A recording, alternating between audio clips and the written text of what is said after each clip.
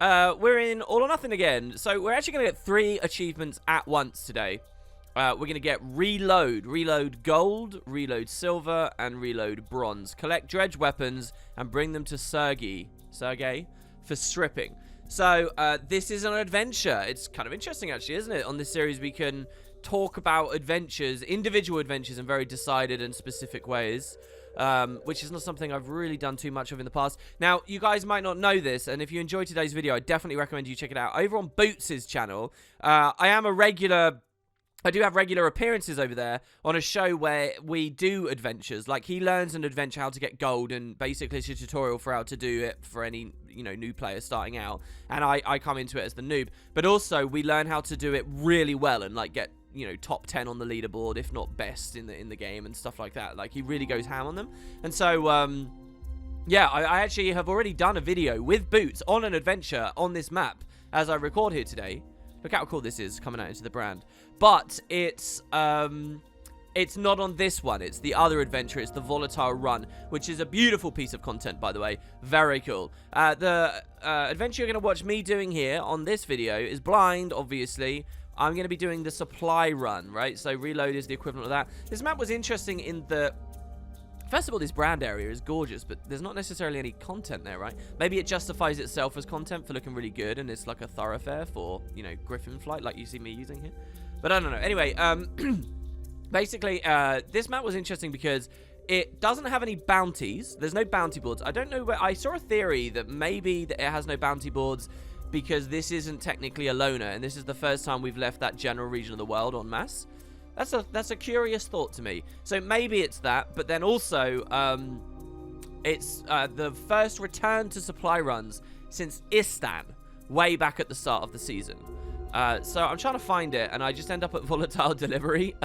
So I'm going to mess around. There you see, I find it. It's in the very southwest of the map, and I'm moving all the way down now. I'm actually going to skip ahead a little bit here until I find it. Basically, you're going to come right out into the waters in the bottom, and you'll find that there is this single lone dredge post up here, and there's an NPC up there. So it's a classic supply run in all senses. First one since Istan. The difference is you have to speak to the NPC to start it now. I think the devs don't like this whole running start thing that we've been doing to min-max on other ones. And he's a really cool character. There were a lot of Reddit threads and things, people impressed with him. So he's kind of a depressed dredge that's having to slay his friends constantly. I usually record these videos with the dialogue muted now, but I will I'll let you guys listen to his dialogue here by whacking the volume up and actually re-logging. So check this out. Since you're not pointing any weapons at me, I assume you're here to help me deal with my branded comrades. I have the unhappy task of killing everyone I've ever loved. And I've been so successful that I'm running low on ammo. So, when you beat the adventurer, he says some stuff too. I'm Sergey of my village. I alone survive. Bring me weapons that I can strip for ammunition. Do not ask me why. And we say, why? The last thing I can do for my friends and family is to liberate them permanently. I suppose I'm grateful my tear ducts are frozen shut. And you get these, like, cool lines of dialogue as he snipes people down there. They were branded by the Crystal Dragon. They walk, they speak, but they're no longer themselves. It's worse than servitude. Branded dredge are an interesting thing. Someone actually messaged me saying I thought that they were immune to corruption, which has never been suggested in lore. But because at core you never find any, like, ice brewed dredge, you never find any risen dredge, you might think that they can't be a thing whatsoever, but they can, and this is the first time I think we've seen some, I think, of branded. So anyway, right, we're going to help give him supplies so he can keep killing his ex-friends and family, and he's kind of got this resigned voice. He's a cool character. So I'm completely winging it here, literally, on the Griffin. And we're just going to go to the yellow flags. I'm just going to guess which one's best. Supply runs really stress me out. That's the main thing I've learned today about this style of adventure. It took me all the way through Istan and all the way through Core Path of Fire to really come to terms with that fact. But I don't think it's not that I don't like them. I do think they have a quality, and I do think that they offer something to the game. And they're obviously a pretty efficient means of content delivery. As a dev, all you got to do is basically put some locations down. But they stress me out because there's just so much possibility available. I feel like on other adventures, you kind of got a sense that you're doing the right thing. I never have the sense I'm doing the right thing. Combined with the sense of it being a time trial, makes these, like, grueling experiences for me. Like, which flag is the best one to go to? Should I be paused right now, stopping, and looking on the map to plot out an efficient route before I even leave. And because I don't do that, you know, I sort of feel like, oh god, I'm not going to make it. And they're quite long time trials as well, right? So the longer the time trial is, the more stress-inducing it is to me, because if you fail, if you don't get gold at the end, oh, it's so important, you're going to have wasted all that time or something, you know, like... So anyway, we'll see my clunky-ass attempt at this and see whether we get it. My first attempt I didn't like, so I reset, as you saw there. So anyway, we get the first flag. It's a bit weird. Obviously, there's going to be a lot of mount switching here as well. So I'm using the skimmer to go across the water here quickly. And then we'll use the Springer to climb jumps. We'll use the Jackal to climb hills. And we'll use the Roller Beetle to climb flat plains. And if we don't own the Roller Beetle, we'll run the Raptor probably. But that's what I'm mostly doing. And just trying to, you know, master this as best I can. There's a slight delay on swapping mounts with the mount wheel. So if you do it too early, you have to go through the whole mount wheel a second time, which is really clunky. I don't know whether that delay is because of the add-on or it's just baked into the game itself. So here, for example, oh no, I actually made it onto the Beetle there. You got to like be really patient with it, which doesn't quite gel with the adrenaline that starts going when you're really racing against a time trial. So anyway, I'm trying the Beetle here. Always a risk going for a Beetle because you don't know if you're going to have to do a sharp turn or something. But that wasn't too bad. We also have Leap of Faith now as well, which I can use to swap between mounts somehow. Here I want the skimmer because, you know, water buff, and I think I could go over the fence and stay on the water on the other side, but then I realized it's just shadows, so we go Jackal instead.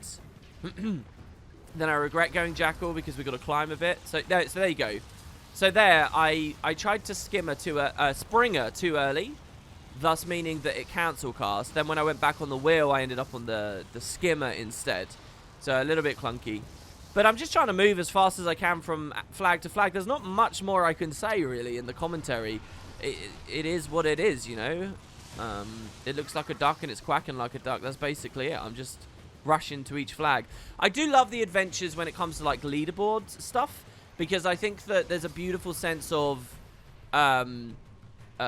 routing that comes from this. Like, you see certain games, if you're into speed runs on any level, guys, certain games speed runs are fascinating for different reasons, and one of my favorites are the speed runs where it's actually choosing from a ton of different routes for obscure reasons. You go to like weird areas of the world and you do weird sequence breaks in order to obtain things out of order that and you know, you got like a huge matrix of possibility in front of you. I feel that way with supply runs, you know, and the Path of Fire leaderboards supply runs definitely had a sense of that. We did some beautiful streams on that over a year ago now. But you know, just for that casual going for a first gold or whatever, where you have just no direction at all, it's kind of crazy. So yeah, I've now got all of the flags and I need to return to Sergei, and I think I did a reasonable sort of loop.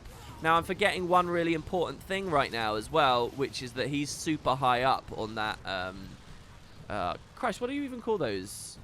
You know, a container for water or oil or whatever. So we've got to climb up, and I try and do a jump directly, which freaks me out because I realize, oh god, no, you can't make it, can you? So I don't know which plateau is best to land on. I try and get on that lip.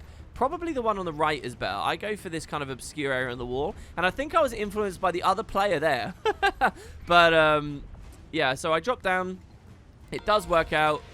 And we do get golds. We do actually land it, but only within 12 seconds, if I'm reading that right. So, yeah, it was pretty tight for me. I don't know whether I'm happy to get instant golds anymore or not. I really don't. Sometimes I want the adventures to really pressure me and I learn them really well, but for supply runs, I'm kind of happy to be done with it quite quickly, I must be honest. So, yeah, kind of a return of the supply run. Triple achievement in one. Definitely recommend you guys do. I didn't do anything too smart there. And we get closer to the All or Nothing meta. I'll see you guys tomorrow.